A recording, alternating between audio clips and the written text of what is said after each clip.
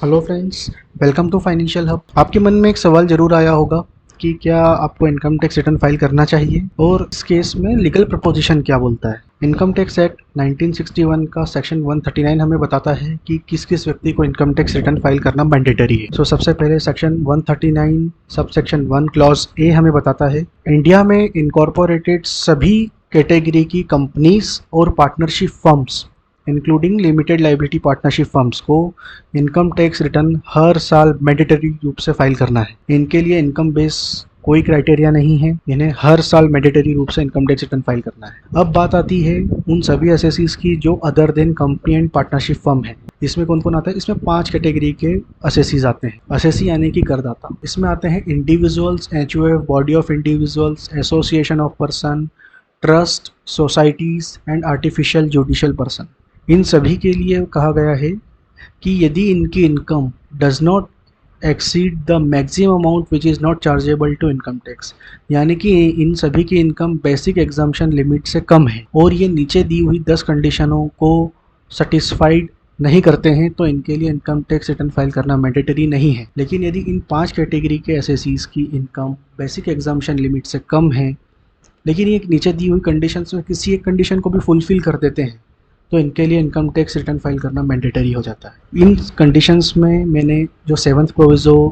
Finance act 2020 में amend हुआ था और अभी जो नोटिफिकेशन नंबर 37 ऑफ 2022 के थ्रू जो अमेंड हुआ है, इन सभी कंडीशंस को मैंने इसमें इनकॉर्पोरेट कर दिया है। इसके अलावा लगभग कोई ऐसी कंडीशन नहीं बनेगी जब आपके लिए इनकम टैक्स रिटर्न फाइल करना मैंडेटरी हो जाए। आइए अब हम इन कंडीशंस को देख लेते हैं कि इसमें क्या क्या लिखा हुआ है। यदि आपको कोई लॉस कैरी फॉरवर्ड करना है, यानी कि आपको कोई लॉस हुआ है शायद बिजनेस हेड का, हाउस प्रॉपर्टी का या कैपिटल गेन हेड का, और आप इसको इस साल में सेट ऑफ नहीं कर पा रहे हैं और आप इसको कैरी फॉरवर्ड करना चाहते हैं, तो आपको इनकम टैक्स रिटर्न फाइल करना मैंडेटरी है। और इसी के साथ में अभी 21 अप्रैल 2022 को एक नोटिफिकेशन नंबर 37 ऑफ 2022 आया 7th प्रोविज़ो ऑफ सेक्शन 139 को अमेंड करने के लिए। इसमें कुछ कंडीशंस और इनकॉर्पोरेट की गई है ताकि इनकम टैक्स रिटर्न फाइल करने के क्राइटेरिया को वाइडर किया जा सके। तो ये कंडीशंस क्या हैं? इस पहली कंडीशंस ये बोलती है if your total sales turnover gross receipts in a business exceed 60 lakh rupees during the previous year, यानी कि आपकी सेल्स यदि बिजनेस हेड में 60 लाख रुपीज़ से ज़्यादा हो रही है तो आपको इनकम टैक्स रिटर्न फाइल करना मैंडेटरी है। नोटिफिकेशन का सेकंड पॉइंट ये बोलता है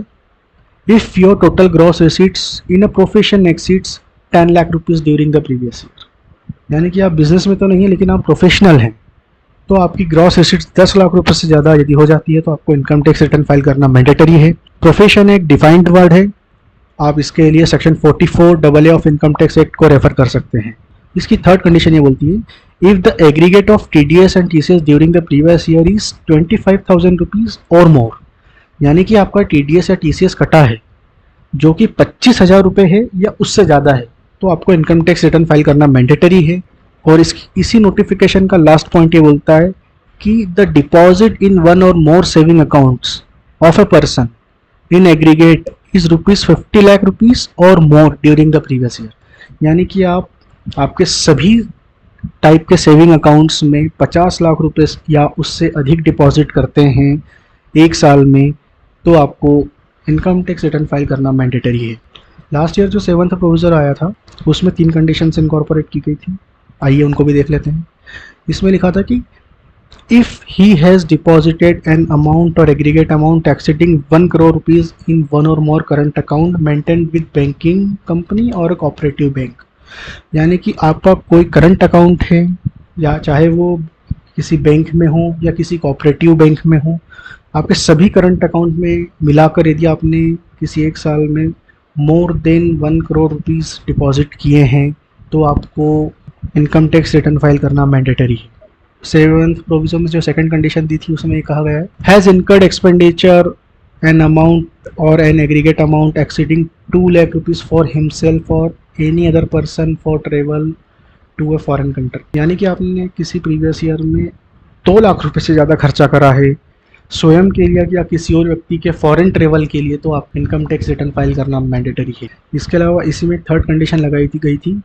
कि यदि आपने कंजम्पशन ऑफ इलेक्ट्रिसिटी के लिए 2 लाख रुपए से ज़्यादा का एक्सपेंडिचर किया है किसी प्रीवियस ईयर में, तो आपको इनकम टैक्स रिटर्न फाइल करना मैंडेटरी है। इसी के अलावा सेक्शन 139 के कुछ प्रोविजो में कुछ और कंडीशंस भी दी गई है, जैसे कि यदि आप इंडिया में रहते हुए, यानी कि if you are a resident but other than not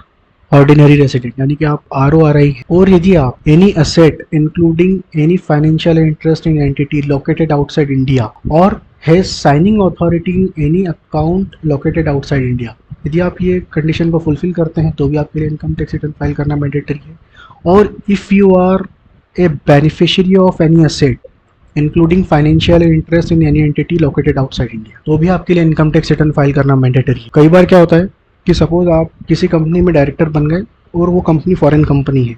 और यदि आप उसके किसी भी बैंकिंग अकाउंट में साइनिंग अथॉरिटी हैं तो आपके लिए इनकम टैक्स रिटर्न फाइल करना मैंडेटरी है, भले आपके पास में उस कंपनी का एक भी शेयर ना हो। और यदि आपका कोई यदि आप किसी भी असेट, यदि आपने फॉरेन कंट्री में कोई असेट परचेस करी है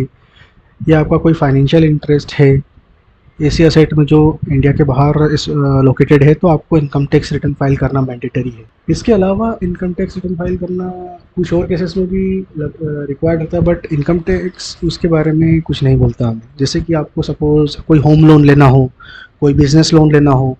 या आप किसी एक कंपनी में डायरेक्टर हैं जहाँ, या आप किसी पार्टनरशिप फर्म में पार्टनर हैं, या आप किसी ट्रस्ट में सोसाइटी में आप ट्रस्टी हैं, मैनेजिंग कमेटी में हैं, और आप उस एंटिटी के नाम पर कोई बिज़नेस लेना चाहते हैं, तब जनरली बैंक डिमांड करती है कि जो व्यक्ति मैनेजमेंट में आ रहा है, जो कंपनी में डायरेक्टर्स हैं, उन सभी डायरेक्टर्स के इनकम टैक्स रिटर्न डिमांड करता है। इसलिए भी शायद आपको इनकम टैक्स रिटर्न फाइल करना चाहिए। यदि आप आपके खुद के लिए भी कोई हाउसिंग लोन लेना चाहते हैं, कोई पर्सनल लोन लेना चाहते हैं, कोई क्रेडिट कार्ड लेना चाहते हैं, तो आपके लिए इनकम टैक्स रिटर्न फाइल करना मैंडेटरी हो जाता है, क्योंकि इसके बगैर शायद वो आपको लोन ना दें। जनरली सैलरीड एम्प्लॉयज़ के केस में फॉर्म 16 से काम हो जाता है, बट यदि आपकी कोई इनकम अदर देन सैलरी भी है तो फिर आप उसको कैसे प्रूव करोगे, इसके लिए आपको इनकम टैक्स रिटर्न फाइल करना मैंडेटरी रहता है। और एक और कंडीशन है, यदि आप इंडिया के बाहर जाना चाहते हैं तो कुछ कुछ कंट्रीज़ तो शायद आपको ऑन अराइवल वीज़ा दे देती है, लेकिन जहाँ जहाँ पर ऑन अराइवल वीज़ा नहीं है वहाँ पर कुछ डॉक्यूमेंटेशन की रिक्वायरमेंट आ जाती है वीज़ा एप्लीकेशन के साथ में। जैसे कि आप USA, UK, Canada, Australia, New Zealand का वीज़ा अप्लाई करते हैं तो वहाँ पर आपके इनकम टैक्स रिटर्न्स भी डिमांड किए जाते हैं। आपका बैंकिंग स्टेटमेंट लास्ट 6 मंथ का या लास्ट 12 मंथ का डिमांड किया जाता है। वो देखना चाहते हैं कि आपकी फाइनेंशियल पोजीशन इतनी स्ट्रांग है कि आप जितने टाइम के लिए वीज़ा अप्लाई कर रहे हो उतने टाइम के लिए आप उस पर्टिकुलर कंट्री की लिविंग कॉस्ट को बियर कर पाएंगे या नहीं कर पाएंगे। सो इस केस में वीज़ा अप्लाई करने के लिए भी, कुछ कुछ कंट्रीज़ का वीज़ा अप्लाई करने के लिए भी आपको इनकम टैक्स रिटर्न वो डिमांड कर लेते हैं। मेरा सजेशन रहेगा कि आपको इनकम टैक्स रिटर्न फाइल कर देना चाहिए। इसी के साथ आज का हमारा वीडियो समाप्त होता है, तो जुड़े रहिए फाइनेंशियल। Thank you.